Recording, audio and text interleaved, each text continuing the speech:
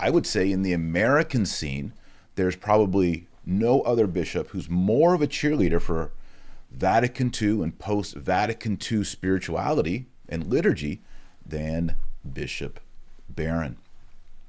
But the bigger concern I have when I saw this election happen has to do with this interaction right here.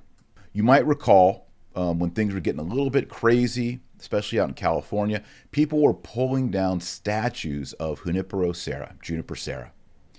And people were outraged. They were like, where are the Catholics? Where are the bishops? Where are the priests? Why aren't they saying anything? Why are they not even out there? So there was this exchange right here. That was the back context. And the bishops, what'd they do? They issued a letter. They did nothing. They put out a letter.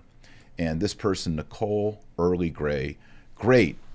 Another letter. What action are you going to do? It's time to go into the streets and talk in person with Antifa and BLM.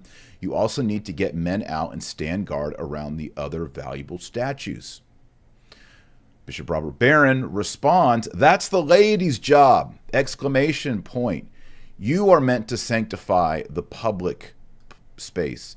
The bishops aren't police officers or politicians or community organizers. Vatican II taught that the secular arena belongs to the laity, end quote. Now, I asked in response, where in Vatican II does it teach that? And I was blocked. But I would like to know where in Vatican II that is taught, because I've never seen it in there. Maybe it could be deduced, but I don't think it's in there. And of course, the public space belongs to Christ the King. You see, there's not 1 acre, 1 square mile, 1 square inch on planet Earth that does not belong to Jesus Christ. And the bishops who have the gifts and the charism, the munus, to sanctify, to govern, they too have a responsibility in the public space that belongs under the purview of the bishop. See, the bishop can't just say, well, that's the laity's job.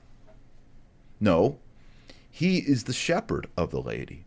We laity, if people are attacking Catholic statues, we should, in a sense of filial piety, cast our eyes to our bishop and say, lead us. What's the right response here?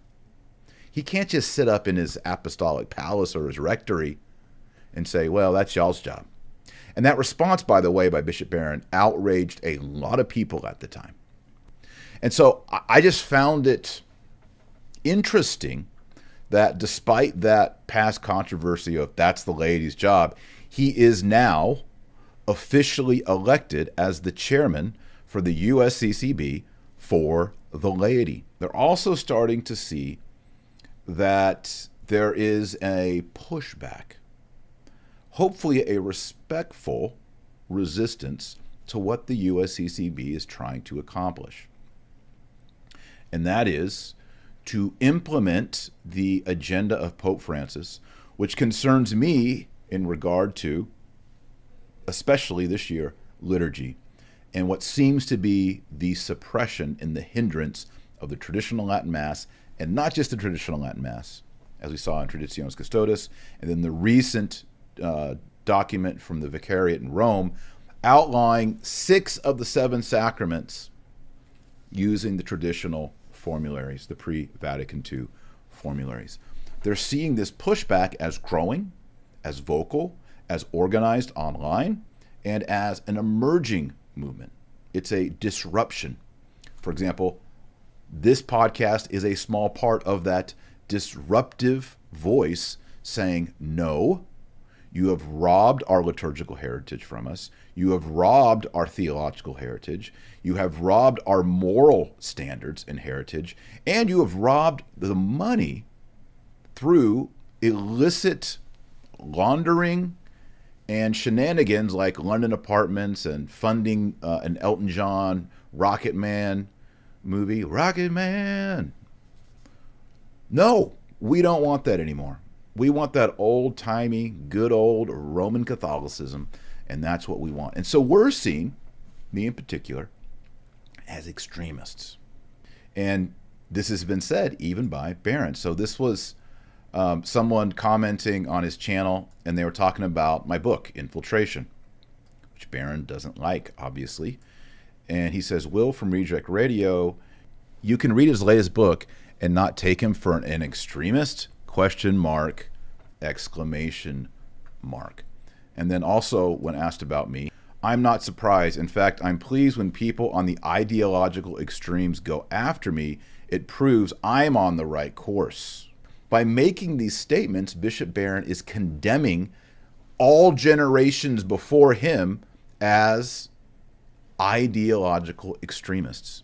You know, Francis always talks about the silenced voices, the marginalized, those out in the peripheries. Well, guess what? If you're watching today on the Dr. Taylor Marshall podcast, we're in the peripheries. We're marginalized. We're not given a platform by Bishop Barron.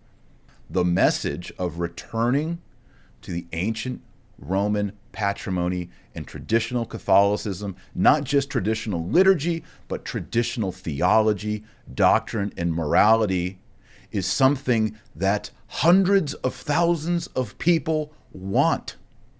And until the United States bishops and Bishop Barron and everyone else elected to these chairman positions, until they understand that there is a great Catholic migration going on below them, Catholic dads like me, Catholic moms, Catholic young people, college students are saying, you know, I don't want the weird, the hippie, the groovy liturgies, and I don't want to go to confession. And I know people say, I'm in mortal sin. I did XYZ. And the groovy priest says in the reconciliation room, well, that's not a sin. We know that's not a sin anymore. We're not medieval anymore. People know that they're being played by these modernist priests. My suggestion would be for the USCCB and Bishop Barron to listen to lay people when we say we want that old-time Catholicism. We don't want the 1970s, 80s, whatever, the stuff that y'all think is cool. Look, the youth aren't sticking with it. You want to find youth? Where are the youth? Remember that video I made? It was kind of a funny video. And it was Where Are the Youth? It was the Heat Waves remix. Go back and check that one out. Where are the youth? The youth are migrating, the great Catholic migration. They're migrating to the traditional hubs, the traditional monasteries and convents, and the traditional parishes. That's where they're going. So my suggestion is to address that.